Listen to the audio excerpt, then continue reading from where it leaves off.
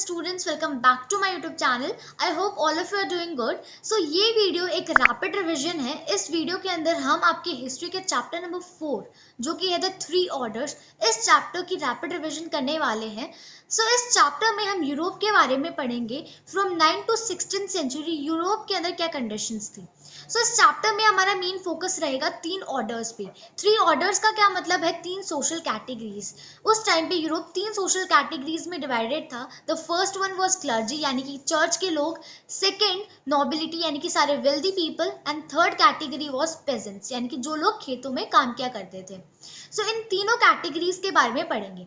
सबसे पहले मैं हर एक चैप्टर की शुरुआत करती हूँ सोर्सेस के साथ. तो चलिए सोर्सेस को समझते हैं.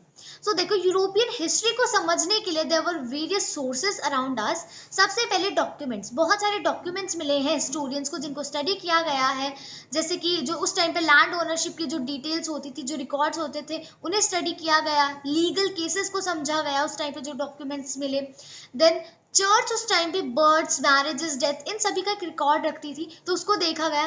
एंड साथ ही साथ चर्चेस के अंदर इंस्क्रिप्शंस वगैरह मिली है जिसके अंदर इंफॉर्मेशन होती थी ट्रेडर एसोसिएशन की, सॉन्ग्स होते थे, स्टोरीज होती थी, फेस्टिवल्स, कम्युनिटी एक्टिविटीज, इन सभी चीज़ों के बारे में लिखा होता था. These are some of the sources जिसकी मदद से हम आपके इस चैप्टर को रिकंस्ट्रक्ट कर पाए हैं, यूरोपियन हिस्ट्री को समझ पाए हैं. Now, एक और टर्म है feudalism. This is also a very important term according to this chapter. Feudalism एक एग्रीकल्चरल प्रोडक्शन का रिलेशनशिप होता है लॉर्ड और पेजेंट्स के बीच में. क्या होता है? पेजेंट्स लॉर्ड के जमीन पर काम करते हैं, सर्विस देते हैं, और बदले में लॉर्ड उन्हें मिलिट्री प्रोटेक्शन प्रोवाइड करता है. तो ये रिलेशनशिप होता है लॉर्ड और पेजेंट के बीच में, तो इसी को फ्यूडलिज्म बोलते हैं. तो इस टर्म के बारे में और समझेंगे. दरअसल फ्यूडलिज्म एक जर्मन वर्ड से डिराइव हुआ, दैट इज फ्यूड, फ्यूड से, जिसका मतलब होता है अ पीस ऑफ लैंड, एक लैंड का टुकड़ा. तो ये एक लैंड के ऊपर बेस्ड एक रिलेशनशिप होता है लॉर्ड और पेजेंट के बीच में. देखो, लॉर्ड के लैंड पे ही तो काम करते हैं पेजेंट्स, और बदले में लॉर्ड उन्हें कुछ सर्विसेज प्रोवाइड कर देते हैं. देन मार्क ब्लॉक, ये एक बहुत पुराने स्कॉलर है जिन्होंने फ्यूडलिज्म का कंसेप्ट दिया था. एंड इन्होंने ज्योग्राफी की इंपॉर्टेंस पे बहुत स्ट्रेस किया था. भाई, ह्यूमन हिस्ट्री को जानने के लिए, समझने के लिए ज्योग्राफी की एक बहुत बड़ी अहमियत है, यानी कि हर एक जगह एक रेलेवेंस रखती है ह्यूमन हिस्ट्री के रिगार्डिंग. उन्होंने ऐसा बोला. साथ ही साथ वो ये भी कहते थे कि भाई कलेक्टिव बिहेवियर बहुत इंपॉर्टेंट चीज होती है. ग्रुप्स ऑफ पीपल को देखना चाहिए कि वो कैसे बिहेव कर रहे हैं अकॉर्डिंग टू द रिक्वायरमेंट्स. ठीक है, तो ये एक इंपॉर्टेंट चीज है. तो इन चीजों पे उन्होंने एम्फसाइज किया था. मार्क ब्लॉक कौन थे? ये फ्यूडलिज्म के इंट्रोड्यूसर थे, हम कह सकते हैं. अब आता है important part, division in the French society. तो उस टाइम पे जो फ्रेंच सोसाइटी थी, it was divided into 3 orders, 3 social categories. सबसे पहला था क्लर्जी. जो भी लोग चर्च से बिलोंग करते थे, those were known as clergy. ये क्रिश्चियन सोसाइटी को गाइड करते थे. They were giving sermons in church, मतलब ज्ञान वगैरह दिया करते थे ये चर्च में. साथ ही साथ क्लर्जी वाली कैटेगरीज में भी डिवीजन थी, यानी कि कुछ लोग बहुत ज़्यादा रिच थे, कुछ थोड़े से पुअर थे. मोंक्स जो थे, मोंक्स यानी कि साधु संत वगैरह टाइप्स, ये कुछ रूल्स सेट करे गए थे, तो उन्हें फॉलो किया करते थे. ये लोग जो है रिलीजियस कम्युनिटीज़ में, ग्रुप्स वगैरह में रहा करते थे. ये ह्यूमन हैबिटेशन से, सिटीज़ से, टाउन से, इनसे दूर रहा करते थे, एबेज और मोनेस्ट्रीज में. मतलब एक आइसोलेटेड सी जगह पे ये एबेज और मोनेस्ट्रीज में रहा करते थे. सेकेंड सोशल कैटेगरी है हमारी नोबिलिटी. नोबिलिटी यानी कि रिच लोग. तो इनका पूरी तरीके से कंट्रोल होता था प्रॉपर्टी के ऊपर. इनके पास इनकी खुद की ट्रूप होती थी, आर्मी होती थी, मिलिट्री होती थी. एंड जो कोर्ट्स ऑफ जस्टिस होते थे जहाँ पर लोगों को न्याय दिया जाता था, तो वो भी इनके ही अंडर आते थे. एंड इनका खुद का कॉइनेज होता था, यानी कि इनके खुद के सिक्के होते थे. देन इनके अंदर नाइट्स भी होते थे, यानी कि जो घुड़सवार वगैरह है जो इन्हें प्रोटेक्शन देते हैं, वो कह सकते हैं वो नाइट्स हुआ करते थे. अब धीरे धीरे मिलिट्री की जब जरूरत पड़ी तो नाइट्स वगैरह का डेवलपमेंट हुआ. थर्ड सोशल कैटेगरी है पेजेंट्स. अब पेजेंट भी 2 तरीके के होते हैं, free peasant and unfree peasant. Free peasant वो होते हैं जो फ्री होते हैं, मतलब एज अ टेनेंट काम करेंगे, लॉर्ड की जमीन पे काम करेंगे, देन घर चले जाएंगे अपनी जो सैलरी है वो लेके. जबकि अनफ्री पेजेंट वो हैं जिनके पास कोई फ्रीडम नहीं है, वो लॉर्ड के लिए काम करते ही रहेंगे लॉर्ड की एस्टेट पे. अब हम बात करेंगे कुछ टैक्स की, जैसे कि टेल.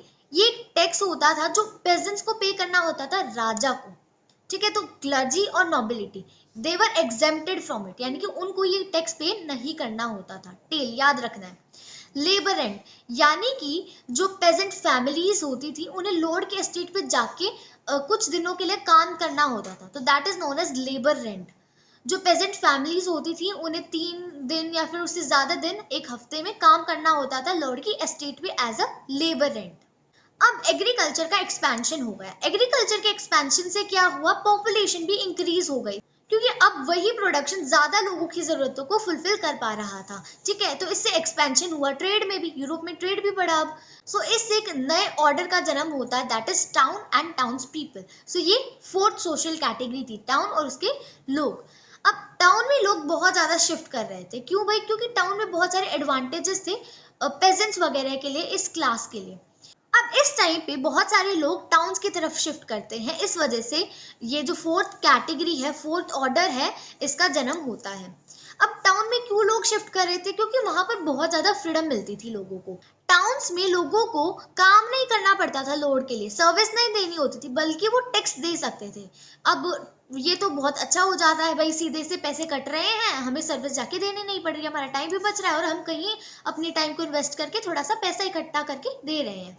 तो ये एक अच्छा हो गया। साथ ही साथ लॉर्ड का कंट्रोल जो है ना वो वीक हो जाता है, इतनी हार्शनेस नहीं देखने को मिलती टाउन वगैरह में। सो इस वजह से भी लोग इस टाइम पे बहुत ज्यादा टाउन की तरफ शिफ्ट कर रहे थे। इससे कहीं ना कहीं जो फ्यूडलिज्म है, जो रिलेशन है पेजेंट्स और लॉर्ड के बीच में, वो वीक होता चला गया। अब 11वीं सेंचुरी में बहुत सारे टेक्नोलॉजिकल चेंजेस भी आ गए थे। इस टाइम पे आयरन टिप्ड प्लो का इस्तेमाल करना शुरू कर दिया गया था। अब शोल्डर हार्नेस भी यूज किया जा रहा था, इससे एनिमल पावर भी इम्प्रूव हो गई थी। हॉर्सेस के लिए जो आयरन हॉर्स शूज हैं वो यूज करे जा रहे थे, एंड विंड और वाटर एनर्जी का भी यूज हो गया था अब एग्रीकल्चर में। सो ये सारी चीजें होने लग गई थी। वी कैन से दैट इस टाइम पे एग्रीकल्चर सेक्टर वाज रेवोल्यूशनाइज्ड, एंड लोग जो है 2 फील्ड सिस्टम से 3 फील्ड सिस्टम पे अब शिफ्ट कर रहे थे। पहले क्या होता था, 2 ही क्रॉप रोटेशन वगैरह होती थी, लेकिन अब 3 होने लग गई थी। सो यहाँ पर हम देख पा रहे हैं कि डेवलपमेंट होने लग गई, लेकिन 14th सेंचुरी में क्राइसिस होता है, जिसकी वजह से जो यूरोप का इकोनॉमिक एक्सपेंशन है वो स्लो डाउन हो जाता है, नीचे गिरने लग जाता है। सो क्या रीजंस थे वो समझते हैं। सबसे पहला क्या हुआ, इस क्राइसिस के दौरान जो सीजन होता था क्रॉप ग्रोइंग का, अब वो छोटा हो गया। अब 1 महीना कम मिलता था लोगों को क्रॉप ग्रो करने के लिए। सो इससे बहुत दिक्कत हुई। सेकेंडली, इस टाइम पे बहुत ज्यादा फ्लो यूज हो चुका था, तो इससे जो सॉइल है वो कंप्लीटली एग्जॉस्ट हो चुकी थी। थर्ड, एकदम से पॉपुलेशन ग्रोथ हो गया था, इसके वजह से जो रिसोर्सेज हैं उनकी बहुत कमी हो गई थी, उनके ऊपर बहुत ज्यादा प्रेशर आ रहा था।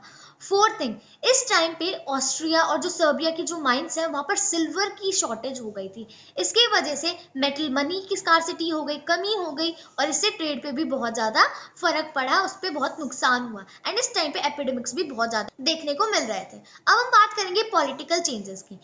अभी तक क्या होता था कि एब्सोल्यूट रूलर्स होते थे, यानी कि कंप्लीटली रूलर का ही हर चीज पे दबदबा होता था, सोल कंट्रोल रूलर का होता था हर एक चीज के ऊपर, रूलर डोमिनेट करता था, एंड स्टैंडिंग आर्मीज होती थी, परमानेंट ब्यूरोक्रेसी होती थी, नेशनल टैक्सेशन होता था, यानी कि पूरे देश के ऊपर हर जगह टैक्स लगाया जाता था। लेकिन अब नई रिजीम आ गई थी जो कि पुरानी वाली रिजीम से बहुत अलग थी। पहले किंग बिल्कुल टॉप मोस्ट लेवल पे होता था, लेकिन अब ऐसा नहीं रहा। अब किंग टॉप मोस्ट लेवल पे, एपेक्स पे नहीं रहा। सबसे ऊपर पहले किंग होता था, लेकिन अब ऐसा नहीं होता था, किंग बीच में आ गया था, किंग की पावर कम हो गई थी। तो इस टाइम पे डिक्लाइन देखने को मिला किंग की पावर में, एंड साथ ही साथ जो क्राइसिस है उसके वजह से एग्रीकल्चर के ऊपर भी बहुत ज्यादा फर्क पड़ा, क्योंकि जो ग्रोइंग पीरियड है वो ही कम हो गया है। ठीक है, तो ये सारी चीजें इस टाइम पे देखने को मिली। सो यहाँ पर होता है आपका ये चैप्टर खत्म। आई होप आपको ये चैप्टर बहुत अच्छे से समझ में आया होगा। कोई भी डाउट है you can comment me down in the comment section. ये एक रैपिड रिवीजन थी, मैंने जल्दी जल्दी हर एक चीज कवर करी है। सो अगर आपको हर एक चीज बहुत डिटेल में समझनी है, कोई भी चीज आप नहीं छोड़ना चाहते हो, so you can refer to the detailed explanation video, वो भी इस चैनल पे अवेलेबल है, डिस्क्रिप्शन में लिंक गिवन है। और अगर अभी तक भी आपने चैनल को सब्सक्राइब नहीं किया है तो चैनल को सब्सक्राइब कर दो। एंड अगर आप इतने लास्ट तक वीडियो देख रहे हो तो आपको वीडियो पसंद आई होगी, देन वीडियो को लाइक भी कर देना, अपने फ्रेंड्स के साथ शेयर कर देना।